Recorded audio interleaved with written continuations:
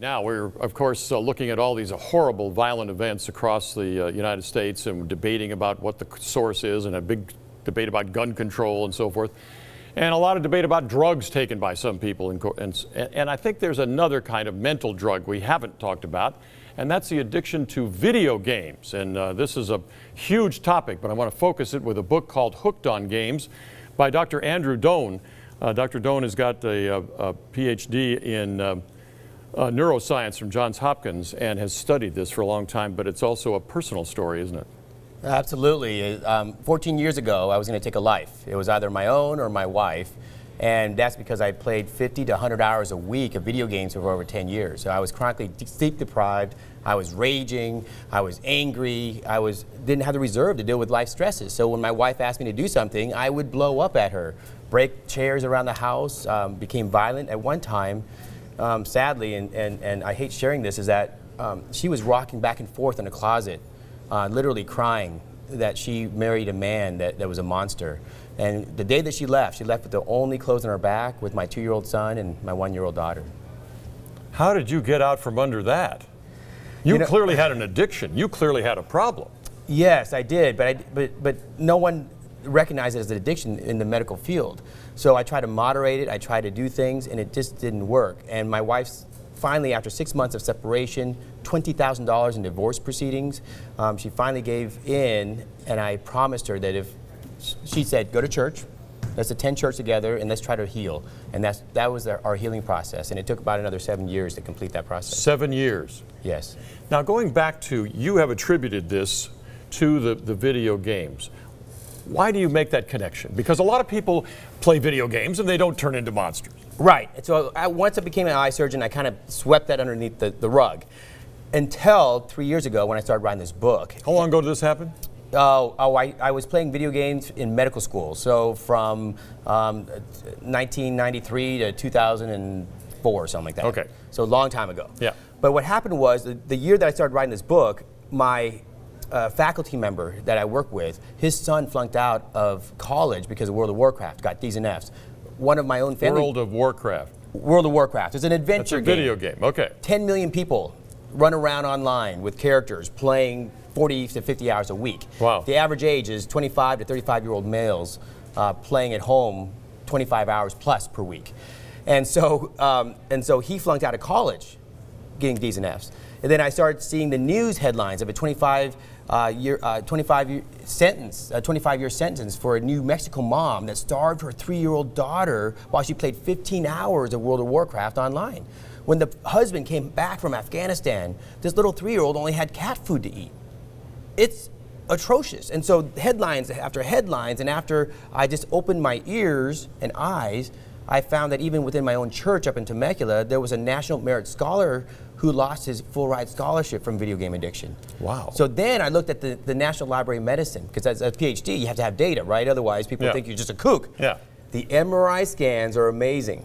When you take a video game addict, their brain are not only atrophied in certain areas, but they light up in the prefrontal cortex where dopamine is released. And if you compare their scans with a drug or alcohol addict, they're almost identical. So this is an addiction. Absolutely. And as a lot of other things, I mean, drugs are not an addiction for a whole bunch of people, but for a certain kind of person, they are. And we still don't know, do we, what the difference is between somebody who can be exposed to drugs or video games or whatever and not become addicted to those who do become addicted? We do. So if you look at all 12-step programs, you look at like NA or AA or now Celebrate Recovery, which is a faith-based 12-step program. Right. It all starts with emotional baggage.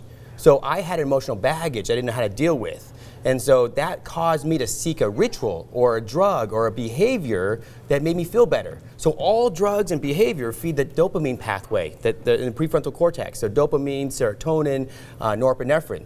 Amazingly, if you are depressed and you go to a psychiatrist and you get a drug, it elevates the catecholamines, which is dopamine, norepinephrine, serotonin. Right. So essentially what I say the video game becomes is an antidepressant that is a digital button. You push the button, you get a little buzz of antidepressant.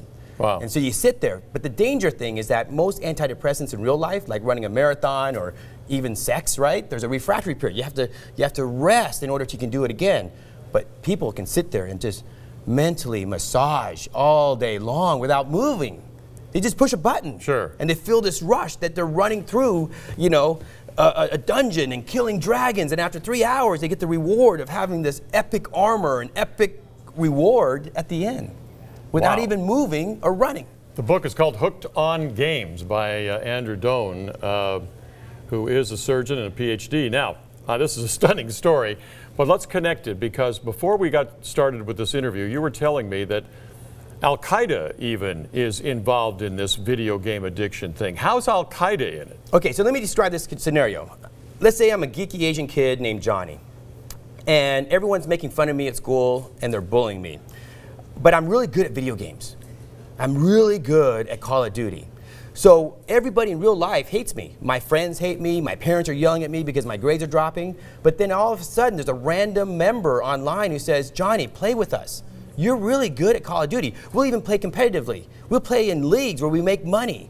So then, after several years of playing, Al-Qaeda will invite him to like a discussion board. Let's be creative and see how we can kill people the best. Let's bring the ideas onto a discussion board where we give you honor and badges and rewards if you come up with creative ways to kill people massively. And then, after 10 years or whatever, how many years it takes for Johnny to become completely unattached to other Americans, all you have to do is say, Johnny, go prove yourself a man to those people who hate you, who don't respect you.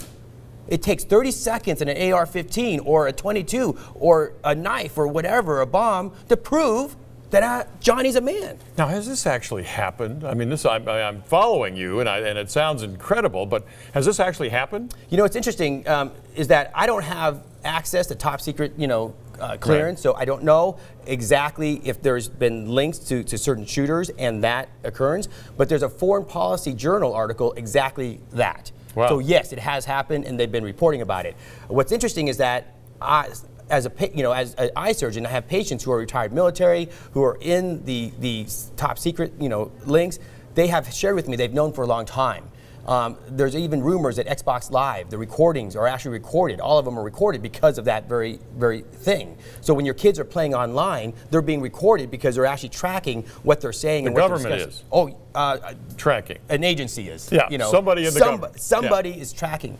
Wow. And so what's interesting is that, yes, there's been confirmation that people have known about this, but no one's talking about it. Wow. All right, Hooked on Games is it now. I wanted to talk a little bit about this industry, because you're now talking about a multi-billion-dollar industry, are we not? Absolutely. I mean, video games is big. Over $25 billion a year. $25 billion a year. They make more than movies and other entertainment sources now. More than movies. What is the top-rated video game? Let's take Call of Duty Black Ops 2, for example. On its opening day, in 15 days, they grossed over $1 billion. 15 days. 15 days, $1 billion. That's over $25 million an hour. Who makes these? Electronic Arts, Blizzard, and they have people, they hire young people who put these together. Sure, absolutely. They even have, they hire the best PhDs in neuroscience and neurobiology to design these games. I pulled up a white paper from... It sounds like the tobacco companies. They're deliberately addicting people, you're saying. Well, I wouldn't say that, because every industry, every company... They're going into neuroscience. They know what you know. They know what's in this book. Well, so does Coca-Cola, and so does corporations, right? I'm a business guy, so I try to create products and services that would addict patients, right? And not really addict them, but attract them. So I don't think people go in there trying to addict people specifically, but I think what happens is... But that's the effect. But the effects, yes. But here's the problem. I have a problem because all the gaming companies do know the time that people play, because they all make accounts. So when a company knows that someone's playing 50 to 100 hours a week, and they're not doing anything about it to help that person. When I go to Pachanga or I go to a casino in California, there's information about gambling addiction. Right. And people will warn you and help you, right? So if the gaming companies are keeping quiet when they have data, I believe they should be held at fault if these kids are having problems. Wow. Don't you think? Fascinating stuff, Dr. Doan. Thanks for coming in. Hooked on Games, the lure and cost of video game and internet addiction. Fascinating stuff. Thanks for coming in. I appreciate it.